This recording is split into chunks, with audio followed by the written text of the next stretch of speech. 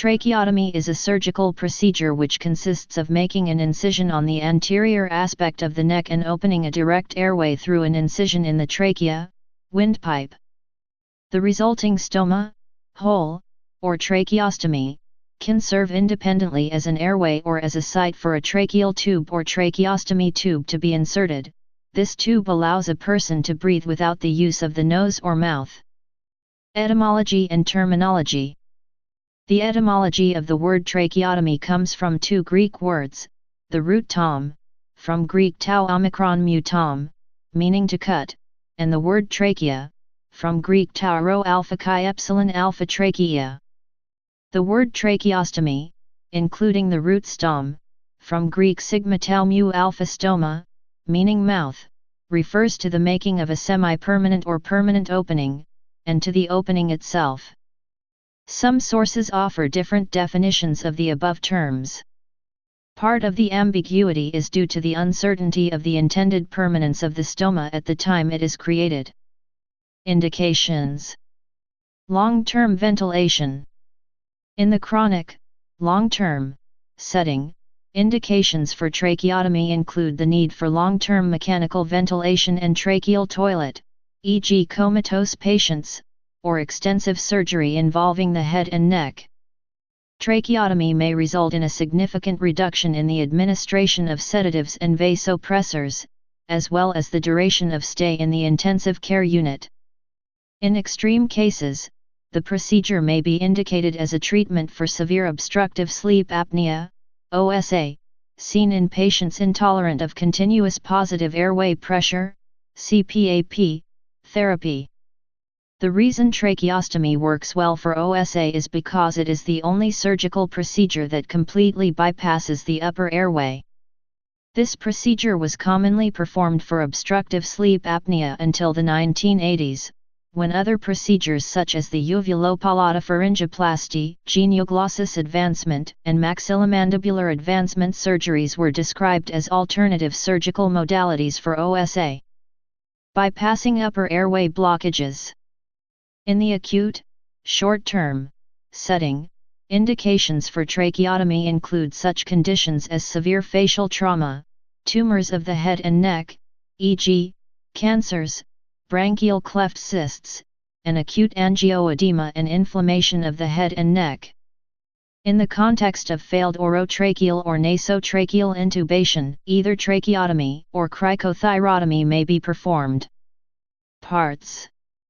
A tracheostomy tube consists of an outer cannula or main shaft, an inner cannula, and an obturator.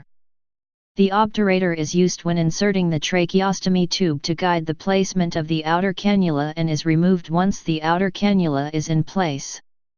The outer cannula remains in place but, because of the buildup of secretions, there is an inner cannula that may be removed for cleaning or replaced. Tracheostomy tubes may have cuffs, inflatable balloons at the end of the tube to secure it in place. A tracheostomy tube may be fenestrated with one or several holes to let air through the larynx, allowing speech. Surgical procedure. Instruments. As with most other surgical procedures, some cases are more difficult than others. Surgery on children is more difficult because of their smaller size. Difficulties such as a short neck and bigger thyroid glands make the trachea hard to open. There are other difficulties with patients with irregular necks, the obese, and those with a large goiter. The many possible complications include hemorrhage, loss of airway, subcutaneous emphysema, wound infections, stomal cellulitis, fracture of tracheal rings, poor placement of the tracheostomy tube, and bronchospasm. By the late 19th century, some surgeons had become proficient in performing the tracheotomy procedure. The main instruments used were 2 small scalpels, 1 short grooved director, a tenaculum, 2 aneurysm needles which may be used as retractors, 1 pair of artery forceps, hemostatic forceps, 2 pairs of dissecting forceps, a pair of scissors, a sharp-pointed tenotome, a pair of tracheal forceps, a tracheal dilator, tracheotomy tubes, ligatures, sponges, a flexible catheter, and feathers.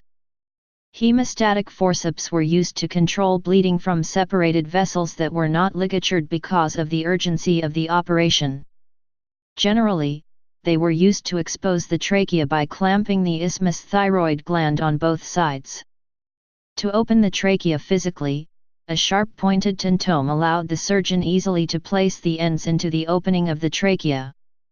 The thin points permitted the doctor a better view of his incision. Tracheal dilators, such as the Golding bird, were placed through the opening and then expanded by turning the screw to which they are attached. Tracheal forceps, as displayed on the right, were commonly used to extract foreign bodies from the larynx. The optimum tracheal tube at the time caused very little damage to the trachea and mucous membrane.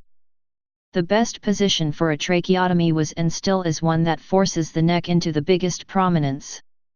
Usually, the patient was laid on his back on a table with a cushion placed under his shoulders to prop him up. The arms were restrained to ensure they would not get in the way later. The tools and techniques used today in tracheotomies have come a long way. The tracheotomy tube placed into the incision through the windpipe comes in various sizes, thus allowing a more comfortable fit and the ability to remove the tube in and out of the throat without disrupting support from a breathing machine. In today's world, general anesthesia is used when performing these surgeries, which makes it much more tolerable for the patient. Special tracheostomy tube valves, such as the Passy-Muir valve, have been created to assist people in their speech. The patient can inhale through the unidirectional tube. Upon expiration, pressure causes the valve to close, redirecting air around the tube, past the vocal folds, producing sound. Significant improvements to surgical instruments for tracheotomy include the direct suction tracheotomy tube invented by Josephine G. Fountain, RN. She was awarded patent number 3,039,469 in 1962 for the direct suction tracheotomy tube, which improved the ways mucus could be cleared from the trachea and increased patient breathing and comfort. Percutaneous tracheotomy. While there were some earlier false starts, the first widely accepted percutaneous tracheotomy technique was described by Pat Chiglia, a New York surgeon, in 1985. This technique involves a series of sequential dilatations using a set of 7 dilators of progressively larger size. The next widely used technique was developed in 1989 by Bill Griggs, an Australian intensive care specialist. This technique involves the use of a specially modified pair of forceps with a central hole enabling them to pass over a guide wire, enabling the performance of the main dilation in a single step. Since then, a number of other techniques have been described. In 1995, Fantoni developed a translaryngeal approach of percutaneous tracheostomy, which involves passing a guide wire through the larynx and over it railroading a tracheostomy tube with a cone-shaped structure. It is also known as the in and out procedure. A variant of the original Chiglia technique, using a single tapered dilator known as a blue rhino, is the most commonly used of these newer techniques and has largely taken over from the early multiple dilator technique. Ambesh SP, 2005, introduced a T-trach kit, T-dagger, which contains a T-shaped dilator with an elliptical shaft. The shaft of the dilator is marked in its length according to the sizes of tracheostomy tube to be introduced and has a number of holes. This T-shaped dilator provides better grip during its introduction, and its elliptical shaft forms a calibrated tracheal stoma between 2 tracheal rings and minimizes tracheal ring fracture. The Griggs and Chiglia blue rhino techniques are the 2 main techniques in current use.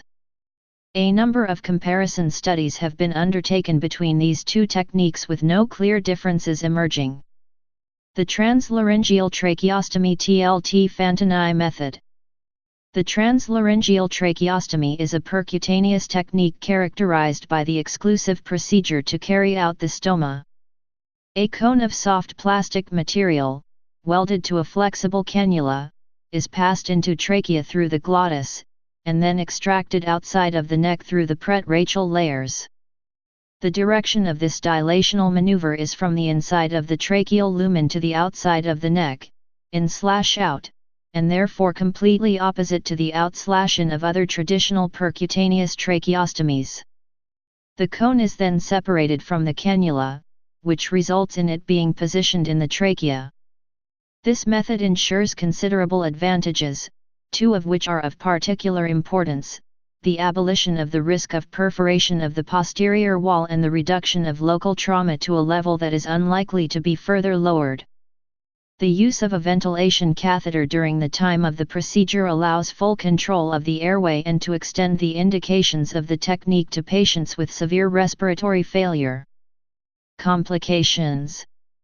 A 2000 Spanish study of bedside percutaneous tracheostomy reported overall complication rates of 10–15% and a procedural mortality of 0%, which is comparable to those of other series reported in the literature from the Netherlands and the United States.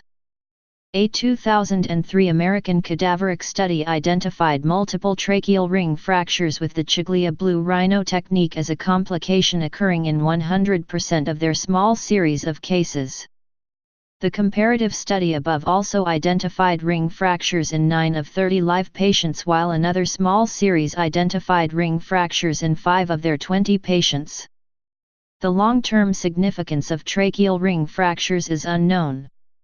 But the main complication of this procedure is obstruction of the hole due to accumulation of mucus produced by respiratory normal flora, which in turn will lead to hypoxia and further complications due to reduced level of oxygen received by lungs.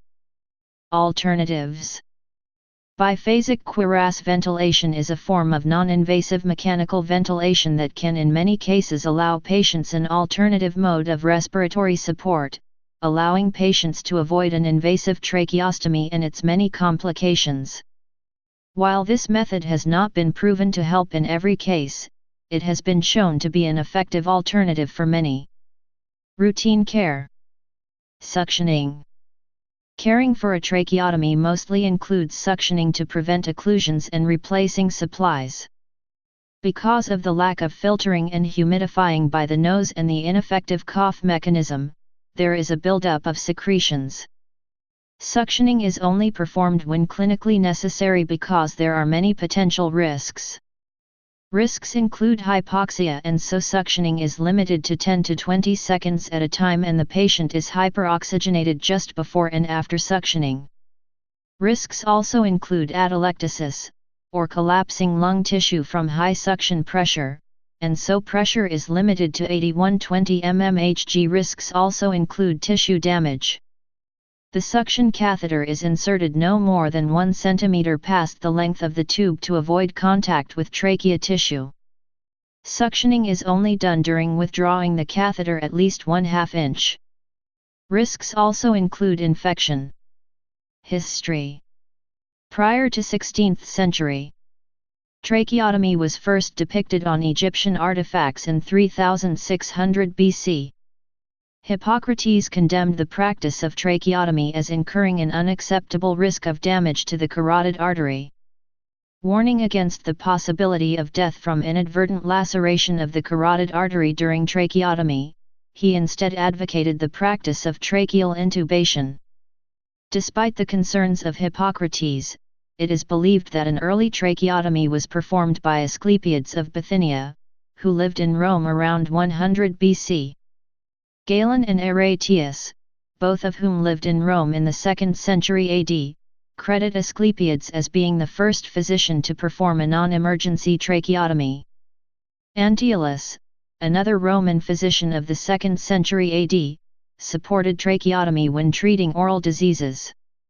He refined the technique to be more similar to that used in modern times, recommending that a transverse incision be made between the 3rd and 4th tracheal rings for the treatment of life-threatening airway obstruction.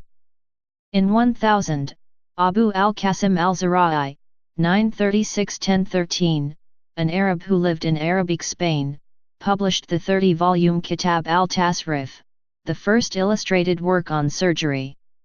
He never performed a tracheotomy, but he did treat a slave girl who had cut her own throat in a suicide attempt. Al-Zarai, known to Europeans as Albucasis, sewed up the wound and the girl recovered, thereby proving that an incision in the larynx could heal. Circa AD 1020, Avicenna, 980–1037, described tracheal intubation in the canon of medicine in order to facilitate breathing. The first correct description of the tracheotomy operation for treatment of asphyxiation was described by Ibn Zuhr, 1091–1161, in the 12th century. According to Mustafa Shihada, Ibn Zuhr, also known as Avenzoar, successfully practiced the tracheotomy procedure on a goat, justifying Galen's approval of the operation. 16th–18th centuries. The European Renaissance brought with it significant advances in all scientific fields, particularly surgery. Increased knowledge of anatomy was a major factor in these developments. Surgeons became increasingly open to experimental surgery on the trachea. During this period, many surgeons attempted to perform tracheotomies, for various reasons and with various methods. Many suggestions were put forward, but little actual progress was made toward making the procedure more successful.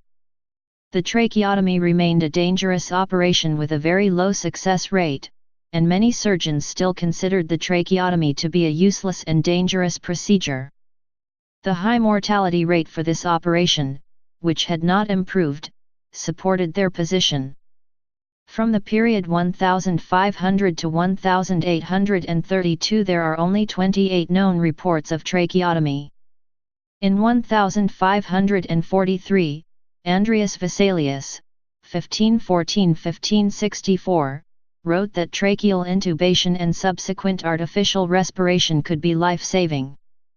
Antonio Musa Bras Savola, 1490–1554, of Ferrara treated a patient suffering from peritonsillar abscess by tracheotomy after the patient had been refused by barber surgeons. The patient apparently made a complete recovery, and Bras Savola published his account in 1546. This operation has been identified as the first recorded successful tracheostomy, despite many ancient references to the trachea and possibly to its opening. Ambroise Père, 1510–1590, described suture of tracheal lacerations in the mid-16th century. One patient survived despite a concomitant injury to the internal jugular vein. Another sustained wounds to the trachea and esophagus and died. Towards the end of the 16th century, anatomist and surgeon Hieronymus Fabricius, 1533–1619, described a useful technique for tracheotomy in his writings, although he had never actually performed the operation himself. He advised using a vertical incision and was the first to introduce the idea of a tracheostomy tube. This was a straight, short cannula that incorporated wings to prevent the tube from advancing too far into the trachea. He recommended the operation only as a last resort, to be used in cases of airway obstruction by foreign bodies or secretions. Fabricius' description of the tracheotomy procedure is similar to that used today. Julius Casrius, 1561–1616, succeeded Fabricius as professor of anatomy at the University of Padua and published his own writings regarding technique and equipment for tracheotomy. Casrius recommended using a curved silver tube with several holes in it. Marco Aurelio Severino, 1580–1656, a skillful surgeon and anatomist, performed multiple successful tracheotomies during a diphtheria epidemic in Naples in 1610, using the vertical incision technique recommended by Fabricius.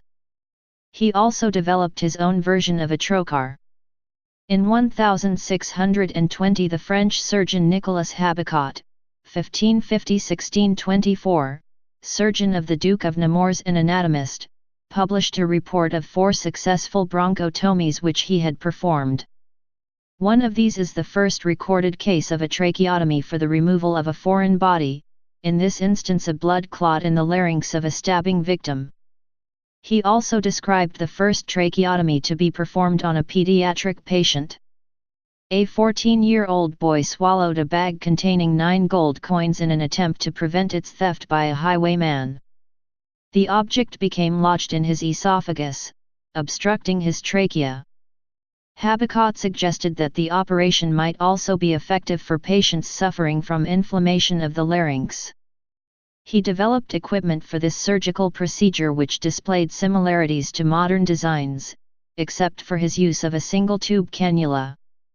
Sanctorius, 1561–1636, is believed to be the first to use a trocar in the operation, and he recommended leaving the cannula in place for a few days following the operation.